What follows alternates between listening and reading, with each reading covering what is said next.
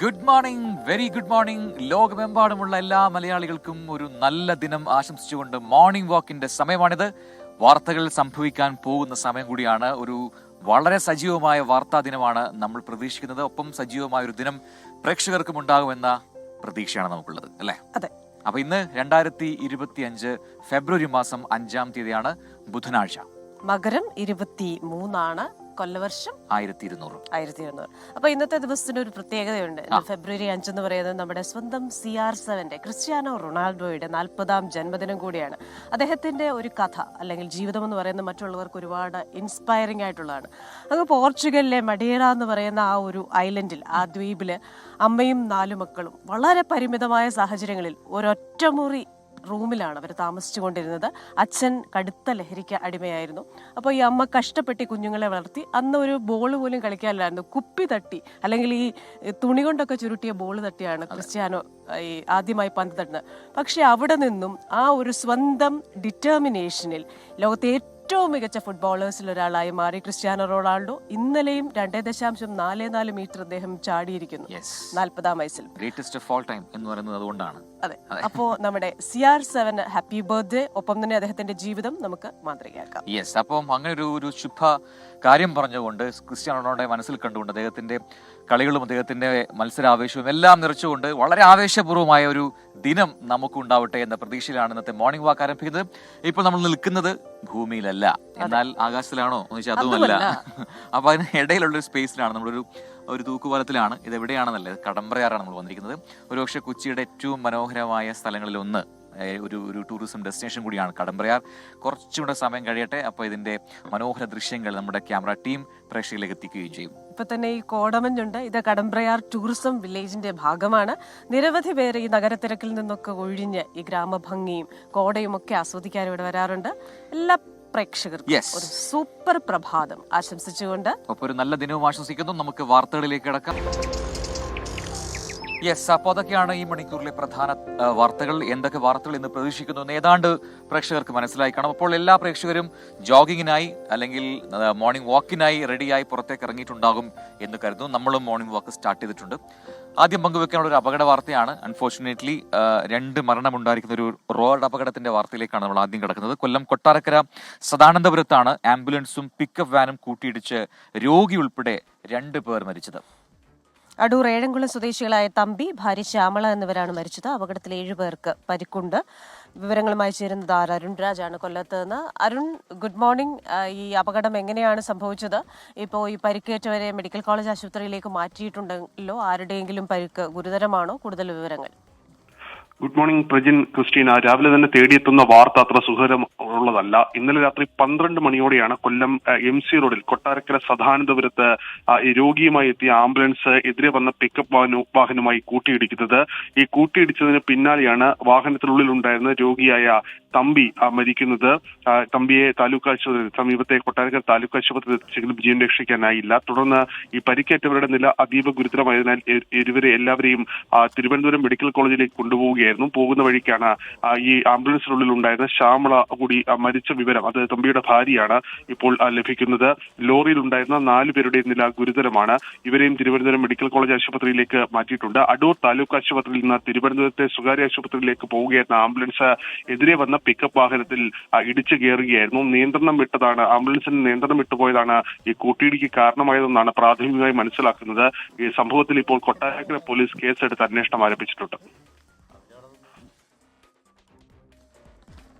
ശരി. അരുൺ രാജാണ് കൊല്ലത്ത് നിന്ന് വിശദാംശങ്ങൾ നൽകിയത്. എന്തായാലും അപകട വാർത്തയാണ്. 12 മണിക്ക് ശേഷം നടന്ന ഒരു അപകടമാണ്. അതിലാണ് 2 പേരുടെ മരണം സംഭവിച്ചത്. ദൗർഭാഗ്യകരമാണല്ലേ, ഒരു രോഗിയുമായി പോകുന്ന ആംബുലൻസ് ആണ് അപകടത്തിൽപ്പെട്ടത്. ഇനി നമുക്ക് ഒരു ഇന്റർനാഷണൽ വാർത്തയിലേക്ക് പോവാം. ഇത് ഏത് രീതിയിൽ ഇതിനെ എടുക്കണം, ഏത് രീതിയിൽ കാണണം എന്നൊക്കെ നമുക്ക് അതറിയുന്നില്ല, അത് ജഡ്ജ് ചെയ്യാൻ പറ്റുന്നില്ല. എങ്കിലും ആ വാർത്തയിലേക്ക് പോവാണ്. ഗസ മുനമ്പ്, നമുക്കറിയാം ഗസ, നമ്മൾ ഈ പലസ്തീൻ ഇസ്രായേൽ സംഘർഷം തുടങ്ങി അന്ന് തൊട്ട് നമ്മൾ കേൾക്കുന്നതാണ്. ഗസ മുനമ്പ്, റഫ അതിർത്തിയിൽ നിന്നും ഒരു വടക്കോട്ട് മാറിയുള്ള ആ ഗസ സ്ട്രിപ്പ് ഏറ്റവും പ്രധാനപ്പെട്ട അല്ലെങ്കിൽ ഏറ്റവും രൂക്ഷമായ ആക്രമണങ്ങൾ നടന്ന ഒരു മേഖല കൂടിയാണ്. ഇപ്പോൾ ആ ഗസ മുനമ്പ് ഏറ്റെടുക്കാം എന്നറിയിച്ചിരിക്കുകയാണ് American president Donald Trump. Israel Hamas സംഘർഷം ഗസയെ വാസയോഗ്യമല്ലാതാക്കി. മേഖലയിൽ നിന്ന് പലസ്തീൻ ജനത ഒഴിഞ്ഞു പോകണമെന്നും ഇസ്രയേൽ പ്രധാനമന്ത്രി ബെഞ്ചമിൻ നെതന്യാഹുവിനൊപ്പം നടത്തിയ സംയുക്ത പത്രസമ്മേളനത്തിൽ ട്രംപ് ഇപ്പോൾ പറഞ്ഞിരിക്കുകയാണ്. നമുക്കത് ആദ്യം പ്രതികരണം കേൾക്കാം. The U.S. will take over the Gaza Strip, and we will do a job with it too.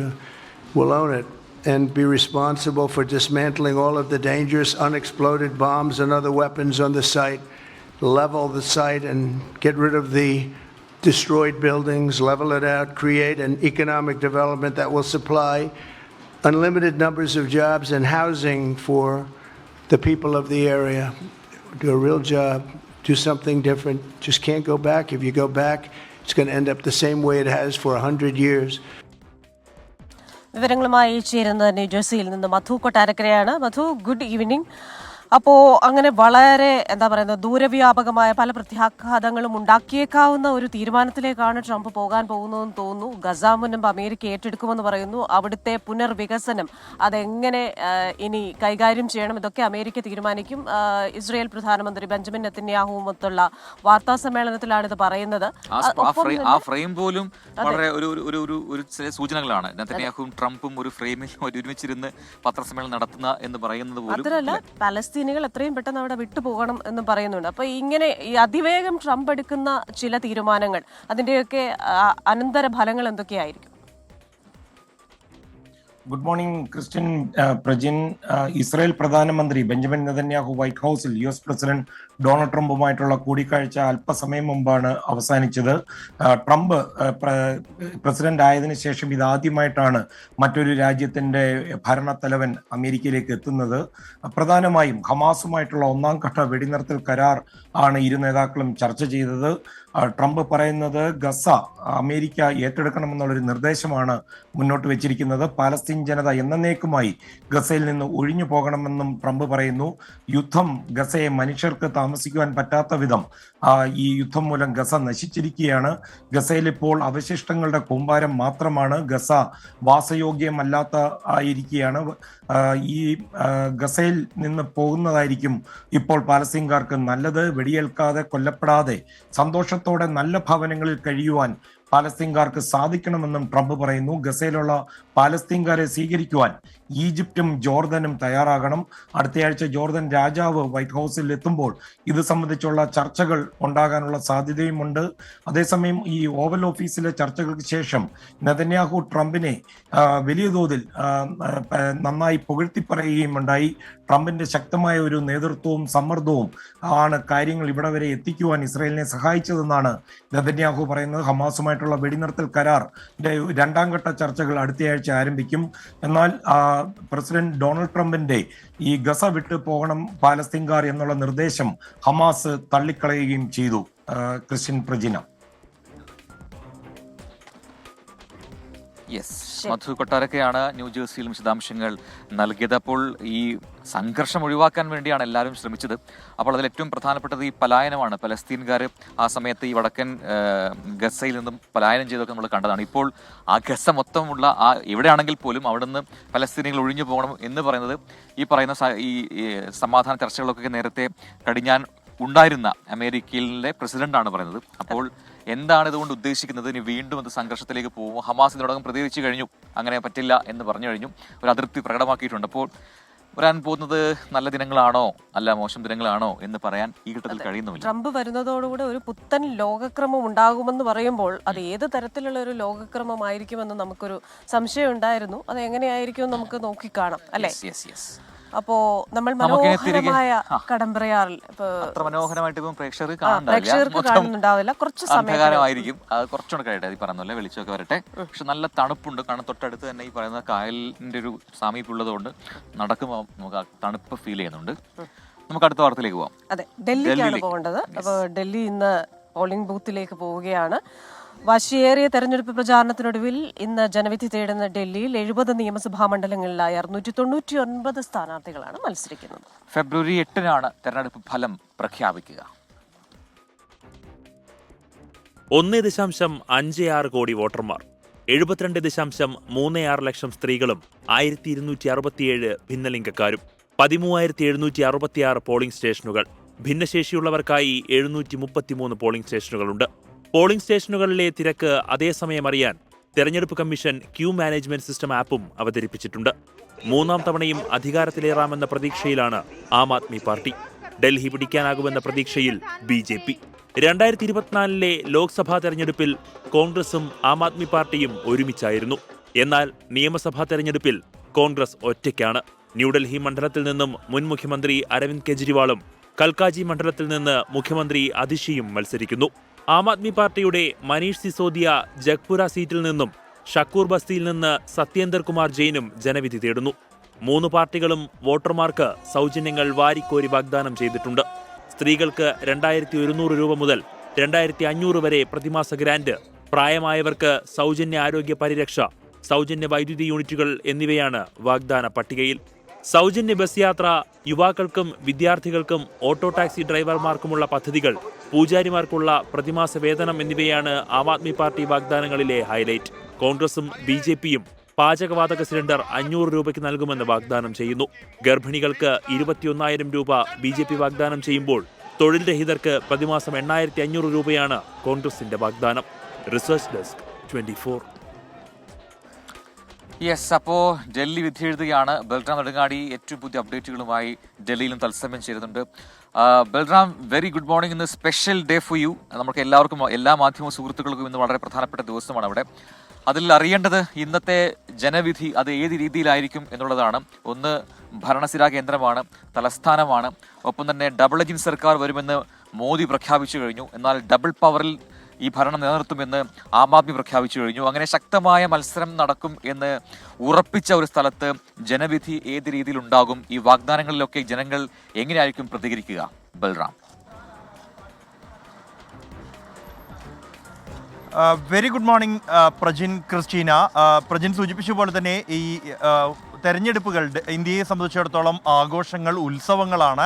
മാധ്യമപ്രവർത്തകർക്കും പ്രത്യേകിച്ച് ഈ തെരഞ്ഞെടുപ്പുകൾ ഉത്സവങ്ങൾ തന്നെയാണ്. ഏറ്റവും വാശിയും വീറുമെല്ലാം തന്നെ തെരഞ്ഞെടുപ്പിൻ്റെ അടിത്തട്ടിൽ കണ്ട ഒരു തെരഞ്ഞെടുപ്പാണ് ഇത്തവണ ഡൽഹിയിലേത് എന്നുള്ളത്. ഇത് 3 പാർട്ടികൾക്കും നിലനിൽപ്പിൻ്റെ ഒരു പ്രശ്നമാണ് ഇത്തവണ ഡൽഹി പിടിക്കുക എന്നുള്ളത്. പ്രധാനമായും ആം ആദ്മി പാർട്ടിയെ സംബന്ധിച്ചിടത്തോളം ഇത് 4ാമത്തെ സർക്കാർ രൂപീകരിക്കാനാണ് ആം ആദ്മി പാർട്ടിയുടെ ശ്രമം. ഒട്ടേറെ ആരോപണങ്ങൾ നേരിട്ട് നിൽക്കുന്ന ഒരു സമയത്താണ് ഈ തിരഞ്ഞെടുപ്പ് വരുന്നത് എന്നുള്ളത് നിർണായകമാണ്. എന്നാൽ ഡൽഹിയിൽ ഇത്തവണ അധികാര തുടർച്ച നേടാൻ ആയില്ല എങ്കിൽ പാർട്ടിയുടെ മേൽവിലാസം പോലും നഷ്ടപ്പെടുന്ന സാഹചര്യം ആം ആദ്മി പാർട്ടിക്ക് ഉണ്ടാകും. അതേസമയം BJPക്ക് അഭിമാന പോരാട്ടമാണ്. രാജ്യത്ത് ഭരണമുള്ള ഘട്ടത്തിൽ പോലും 2 തെരഞ്ഞെടുപ്പുകളിൽ ഈ ഡൽഹിയിൽ വിജയിക്കാനായില്ല എന്നുള്ളതും, ഒപ്പം തന്നെ ഒരു 10 സീറ്റിന് മുകളിലേക്ക് പോലും കഴിയാതെ 2015 വെറും 3 സീറ്റിലേക്ക് ഒതുങ്ങുന്ന സാഹചര്യമുണ്ടായി. കഴിഞ്ഞ 27 വർഷമായി രാജ്യ തലസ്ഥാനത്തെ ഭരണം BJPക്ക് നഷ്ടപ്പെട്ടിട്ട് അത് ഇത്തവണ പിടിച്ചെടുക്കാനുള്ള ശ്രമം ആണ് BJPയുടെ ഭാഗത്തു നിന്നും. കോൺഗ്രസിനെ സംബന്ധിച്ചിടത്തോളം കഴിഞ്ഞ 2 തിരഞ്ഞെടുപ്പിലും ഒരു സീറ്റ് പോലും നേടാൻ ആയിട്ടില്ല. 15 വർഷം ഭരിച്ച സംസ്ഥാനമാണ് ഡൽഹി കോൺഗ്രസിനെ സംബന്ധിച്ച്. അതുകൊണ്ട് തന്നെ ഡൽഹിയിൽ ഒരു മേൽവിലാസം ഉണ്ടാക്കുക എന്നുള്ളത് ഇത്തവണ കോൺഗ്രസിന് നിർണായകമാണ്. അത്തരത്തിൽ കോൺഗ്രസ് ശ്രമിക്കുകയാണെങ്കിൽ അത് നഷ്ടപ്പെടുന്നത് ആം ആദ്മി പാർട്ടിയുടെ സീറ്റുകളെ ആയിരിക്കുമെന്നാണ് വിലയിരുത്തൽ. അതുതന്നെയാണ് ഇത്തവണ ഇത്തരത്തിൽ ലോക്സഭാ തെരഞ്ഞെടുപ്പിലുണ്ടായ സഖ്യം നിയമസഭാ തെരഞ്ഞെടുപ്പിലേക്ക് കടക്കാതിരിക്കാൻ കാരണമായതും. ഈ പ്രചരണ ഘട്ടത്തിലെല്ലാം തന്നെ അത്യന്തം വീറും വാശിയും കണ്ടിരുന്നു. ഒപ്പം തന്നെ ഒട്ടേറെ വിഷയങ്ങൾ, അത് അടിത്തട്ടിലുള്ള വിഷയങ്ങൾ മുതൽ അഴിമതിയും സാങ്കേതികമായ ഡൽഹി മലിനീകരണം, യമുന മലിനീകരണം, കൂടാതെ പണവിതരണം, ഓരോ മേഖലകളിലും നൽകിയ വാഗ്ദാനങ്ങൾ അടക്കമുള്ള കാര്യങ്ങൾ പ്രചരണ വിഷയമായിരുന്നു. ഒട്ടേറെ പരാതികൾ തെരഞ്ഞെടുപ്പ് കമ്മീഷന് നൽകിയിട്ടുണ്ട്. വോട്ടെടുപ്പിന് മണിക്കൂറുകൾക്ക് മുൻപ് പോലും ഇത്തരത്തിലുള്ള പരാതികൾ നൽകിയിരുന്നു. കയ്യാങ്കളി, ഈ പാർട്ടികളുടെ അണികൾ തമ്മിലുള്ള പോരാട്ടത്തിനപ്പുറത്തേക്ക് സ്ഥാനാർത്ഥികളെ ആക്രമിക്കുന്ന സംഭവങ്ങൾ, അത്തരത്തിലുള്ള പരാതികൾ വരെ തെരഞ്ഞെടുപ്പ് കമ്മീഷന് പരാതിയായി ലഭിച്ചിട്ടുണ്ട്. കൂടാതെ ഇതിനിടെ നടത്തിയ റെയ്ഡുകൾ, ബാഹ്യ ഇടപെടലുകൾ സംബന്ധിച്ചുള്ള ആരോപണങ്ങൾ, ഇതെല്ലാം തന്നെ ഡൽഹി തെരഞ്ഞെടുപ്പിനെ രാജ്യവ്യാപകമായി തന്നെ ചർച്ചയായി നിലനിർത്തിയതാണ്. അത്രത്തോളം വാശിയേറിയ ഒരു തെരഞ്ഞെടുപ്പ് ഇത്തവണ ഡൽഹിയിൽ നടക്കുന്നു. ഞാനിപ്പോൾ നിൽക്കുന്നത് പട്പട്ഗഞ്ച് മണ്ഡലത്തിലെ മയൂർ വിഹാറിലെ സ്റ്റാഫ് ക്ലബ്ബ്, ഇതൊരു പോളിംഗ് ബൂത്താണ്. BJP അധ്യക്ഷൻ വീരേന്ദ്ര സച്ദേവ ഈ ബൂത്തിലാണ് വോട്ട് രേഖപ്പെടുത്തുക. അദ്ദേഹം രാവിലെ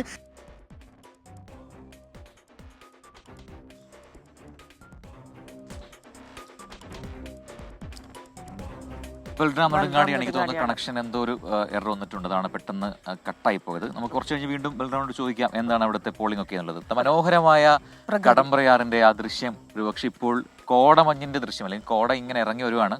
തൊട്ടിപ്പുറത്ത് പാടമാണ്, ആ പാടത്തുള്ള കോട അതിങ്ങനെ അതിന്റെ ഒരു എന്താ പറയുക സുഖം ഇവിടുന്ന് മാത്രമേ നമുക്ക് എക്സ്പീരിയൻസ് ചെയ്യാൻ പറ്റുള്ളൂ. നമ്മുടെ SGK ചിലപ്പോൾ ഇത് പറയുകയാണെങ്കിൽ, സഞ്ചാരിയിൽ പറയുകയാണെങ്കിൽ പറയുന്നത് രാവിലെ 5:45 ആയപ്പോൾ ഞങ്ങൾ അവിടെ എത്തി, കോടമഞ്ഞ് കണ്ടു.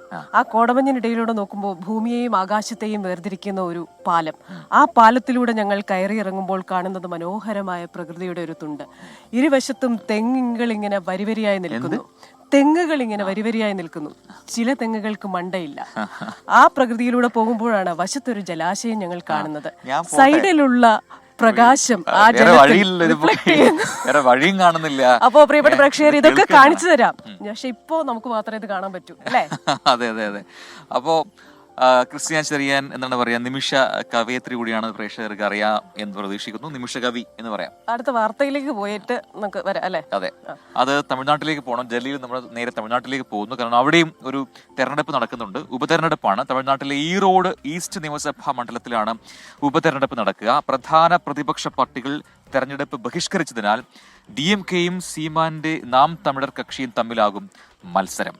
4 വർഷത്തിനിടെ രണ്ടാമത്തെ ഉപതെരഞ്ഞെടുപ്പാണ് മണ്ഡലത്തിൽ നടക്കുന്നത്. MLA ആയിരുന്ന തിരുമകൻ ഇവേരയുടെ മരണത്തെ തുടർന്നുണ്ടായ ഉപതെരഞ്ഞെടുപ്പിൽ ജയിച്ച കോൺഗ്രസ് നേതാവ് ഇളങ്കോവനും ഡിസംബറിൽ മരിച്ചതോടെയാണ് ഉപതെരഞ്ഞെടുപ്പ് ആവശ്യമായി വന്നത്. കോൺഗ്രസിൽ നിന്ന് സീറ്റ് ഏറ്റെടുത്ത DMKയ്ക്കായി VC ചന്ദ്രകുമാറാണ് മത്സരിക്കുന്നത്. MK സീതാലക്ഷ്മിയാണ് NTK സ്ഥാനാർത്ഥി. അപ്പോ കോടമഞ്ഞൊക്കെ ഏറ്റ് ക്രിസ്ത്യന ചെറിയാൻ കവിയായി മാറിയിട്ടുണ്ട്. അപ്പം കൂടുതൽ കരുത്തോടു കൂടി മുമ്പോട്ട് പോകുന്നതാണ് ഇപ്പൊ പറഞ്ഞിരിക്കുന്നത്. അപ്പൊ മറ്റ് ഈ ഒരു ചെറിയ ഇടവേള വേണം. ആ ഇടവേള സമയത്ത് വേറെ ഏതെങ്കിലും ഒരു വഴിയും കൂടെ ഞാൻ കണ്ടുവെക്കണം, എന്തും പ്രതീക്ഷിക്കണമല്ലോ. അപ്പോ പ്രിയപ്പെട്ട പ്രേക്ഷകരെ എങ്ങനെയാ മറക്കുന്നത്? കമന്റ് ബോക്സിലുണ്ട്. നമ്മുടെ എല്ലാവരും പോസിറ്റീവാണ്. ഞങ്ങളുടെ വീടിന്റെ സൈഡിലായിട്ടാണ് നിങ്ങൾ, ആ അടുത്തായിട്ടാണ് നിൽക്കുന്നത്. അപ്പൊ ഒരു ചായ ഇന്ന് അരുണയുടെ വീട്ടിൽ നിന്ന് കിട്ടാനുള്ള ഒരു സാധ്യതയുണ്ട്. ജയൻ നായർ പറയുന്നു ആ ക്രിസ്മസ് ന്യൂ ഇയർ ബമ്പർ 20 കോടി, എന്തോരം പുട്ടും കടലയും കഴിക്കായിരുന്നു എന്ന്. അപ്പൊ മിനി ബാബു ചേച്ചി പറയേ 20 കോടിക്ക് പുട്ടും കടലയും കഴിക്കണമെന്ന് ആഗ്രഹിക്കുന്ന ഒരു മനുഷ്യനെ ഞാൻ ആദ്യമായിട്ട് കാണുവാണ്. പ്രശ്നമില്ല, പക്ഷെ 20 കോടി രൂപയ്ക്ക് പുട്ടും കടലയും നമ്മൾ എപ്പോഴും ഒരുപാട് പൈസ കിട്ടും. നമുക്ക് ഏറ്റവും ഇഷ്ടമുള്ള തെറ്റിദ്ധരിച്ചാണ് ജയനാർ പറഞ്ഞത്. രാജ്യത്തെ അല്ലെങ്കിൽ നാട്ടിലെ എല്ലാവർക്കും പുട്ടും കടലയും വാങ്ങിക്കൊടുക്കാം എന്നാണ്. മനസ്സ് കാണണം. Welcome back. മോർണിംഗ് വാക്ക് നമ്മൾ തുടരുകയാണ്. കടമ്പ്രയാറിന്റെ മനോഹരമായ ഈ ഭൂപ്രദേശത്താണ് നമ്മൾ ഉള്ളത്. നമ്മളെ തഴുകി പോകുന്നുണ്ട് ഈ കോടമഞ്ഞ്. അതിന്റെ ഒരു സുഖം ഇവിടെ നിന്നുണ്ട്. സുഖക്കുറവുണ്ടോ? ഇല്ലല്ലോ. കാരണം വെച്ചാല് തണുപ്പ്, നല്ല തണുപ്പ് ഇങ്ങനെ അടിച്ചു കയറുന്നുണ്ട് നമ്മുടെ ശരീരത്തിൽ. വയലാർ പാടിയത് ഈ മനോഹര തീരത്ത് തരുമോ ഒരു ജന്മം കൂടി.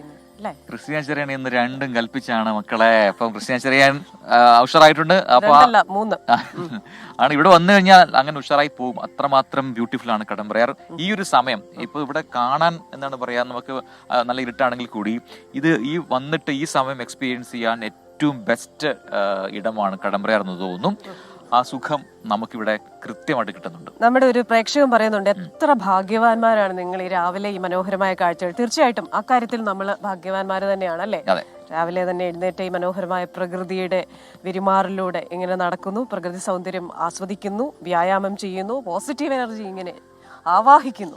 അപ്പൊ നമുക്ക് അടുത്ത വാർത്തയിലേക്ക് പോയിട്ട് നമുക്ക് കമന്റ് ബോക്സിലേക്ക് ഒന്ന് വന്നാലോ? തീർച്ചയായിട്ടും. അപ്പോ 2 ദിവസം കഴിഞ്ഞു കഴിഞ്ഞാൽ സംസ്ഥാന ബജറ്റ് ആണെന്നറിയാം. ക്രിസ്ത്യാൻ ചെറിയാൻ ബജറ്റിനെ വലിയ പ്രതീക്ഷയിലാണ് നമ്മളെല്ലാവരും. അതെ, ക്രിസ്ത്യാൻ പ്രത്യേകിച്ച്. അപ്പോൾ 2016 നിയമസഭ പാസാക്കിയ നിയമപ്രകാരം കിഫ്ബി എടുക്കുന്ന വായ്പകളുടെ തിരിച്ചടവ് ഉറപ്പാക്കാൻ സംസ്ഥാന സർക്കാരിന് ബാധ്യതയുണ്ട്. കാലാകാലങ്ങളിൽ അതിനുള്ള വകയിരുത്തലുകൾ ബജറ്റിൽ ഉണ്ടാകണമെന്നാണ് കിഫ്ബി ഭേദഗതി നിയമത്തിലെ വ്യവസ്ഥ. ഇതനുസരിച്ച് വായ്പാ തിരിച്ചടവ് ഉറപ്പാക്കാൻ സർക്കാർ 2 തരത്തിലാണ് കിഫ്ബിക്ക് പണം നൽകുന്നത്. സംസ്ഥാനത്തിന് ലഭിക്കുന്ന മോട്ടോർ വാഹന നികുതിയുടെ 50% അഥവാ പകുതിയും കിഫ്ബിയുടെ അക്കൗണ്ടിലേക്കാണ് പോകുന്നത്. 2023-24 സാമ്പത്തിക വർഷം 6340 കോടി രൂപയായിരുന്നു സംസ്ഥാനത്തെ മോട്ടോർ വാഹന നികുതി. ഇതിന്റെ പകുതിയും കിഫ്ബിയിലെത്തി. മോട്ടോർ വാഹന നികുതി കൂടാതെ സംസ്ഥാനത്ത് വിറ്റഴിക്കുന്ന പെട്രോൾ ഡീസൽ വിലയുടെ ഭാഗമായി പിരിക്കുന്ന സെസ്തുകയും കിഫ്ബിയിലേക്ക് നൽകുന്നുണ്ട്. 1 ലിറ്റർ പെട്രോളിന്റെ വിലയിൽ നിന്ന് 1 രൂപയിൽ കുറയാത്ത സെസ് കിഫ്ബിക്ക് നൽകണമെന്നാണ് നിയമത്തിലെ വ്യവസ്ഥ. 2023-24 സാമ്പത്തിക വർഷം മാത്രം 286 കോടി രൂപയാണ് പെട്രോൾ സെസ്സായി കിഫ്ബിക്ക് കൈമാറിയത്. മോട്ടോർ വാഹന നികുതിയുടെ പകുതിയും പെട്രോൾ സെസ്സും കൂടാതെ ഒറ്റത്തവണ സഹായമായും കിഫ്ബിക്ക് ഇടയ്ക്ക് സർക്കാർ പണം നൽകിയിട്ടുണ്ട്. കോവിഡ് കാലത്താണ് നിയമത്തിന് പുറത്ത് സഹായം നൽകിയത്. മോട്ടോർ വാഹന നികുതിയായും പെട്രോൾ സെസ്സായും നൽകുന്ന തുകയ്ക്ക് പുറമെയാണ് ഇനി കിഫ്ബി റോഡുകളിൽ നിന്ന് യൂസർ ഫീ കൂടി പിരിക്കാൻ സർക്കാർ ആലോചിക്കുന്നത്. മോട്ടോർ വാഹന നികുതിയുടെ പകുതിയിൽ ലഭിക്കുന്ന സ്ഥാപനത്തിന് വേണ്ടി വീണ്ടും യൂസർ ഫീ പിരിക്കുന്നത് നീതീകരിക്കാനാവില്ല എന്ന അഭിപ്രായം ഭരണമുന്നണിയിൽ തന്നെ ശക്തമാണ്. 24 തിരുവനന്തപുരം.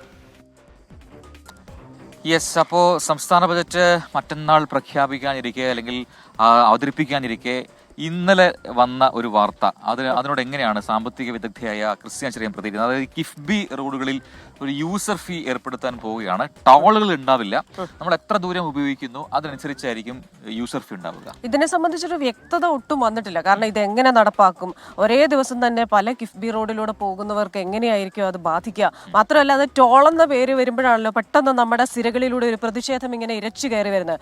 യൂസർ ഫീ എന്ന് പറയുമ്പോൾ അതൊരു യൂട്ടിലിറ്റി ഓറിയന്റഡ് ആയിട്ട് മാറുകയാണ്. അതായത് നമ്മൾ ഉപയോഗിക്കുന്നതിനാണല്ലോ നമ്മൾ പണം കൊടുക്കുന്നതെന്ന് സ്വാഭാവികമായി നമ്മുടെ ബോധം. പക്ഷെ അതൊരു ചൂഷണമല്ലേ എന്ന ചോദ്യമുണ്ട്. കാരണം കിഫ്ബിക്ക് ഓൾറെഡി നമ്മുടെ മോട്ടോർ വാഹന നികുതിയിൽ നിന്നുള്ള ഇത് കിട്ടുന്നുണ്ട്. ഒപ്പം തന്നെ സെസ് ഉണ്ട്, അധിക സെസ് ഉണ്ട്. പക്ഷെ അതൊന്നും ആ കടം തീർക്കാൻ പോകുന്നില്ലല്ലോ ചേച്ചി, അതാണ് ഒരു പ്രശ്നം. കാരണം കേന്ദ്രത്തിൽ നമുക്ക് ഇനി കിഫ്ബി കടം തീർക്കാനായിട്ട് പണം കിട്ടില്ല എന്ന്. പക്ഷേ ഒരു ദിവസം കിഫ്ബി റോഡ് ഒരു തവണയെങ്കിലും ഉപയോഗിക്കാത്തവർ അത് ഇത് ഏത് രീതിയിലാകും എന്നറിയില്ല. പക്ഷെ ഇത് നടപ്പാവുമോ എന്നും എനിക്കറിയില്ല. ഒരുപക്ഷെ ബജറ്റിൽ അതിനെ കുറിച്ച് കൂടുതൽ കാര്യങ്ങൾ ധനമന്ത്രി പറഞ്ഞേക്കാം അല്ലേ? പറഞ്ഞേക്കാം. അപ്പൊ അദ്ദേഹം ഇപ്പോ വിഴിഞ്ഞത്ത് ഈ ബജറ്റിന്റെ അവസാനഘട്ട രചനയിലാണ്. അപ്പൊ ഏത് തരത്തിലാണ് ബജറ്റ് വരുന്നത്?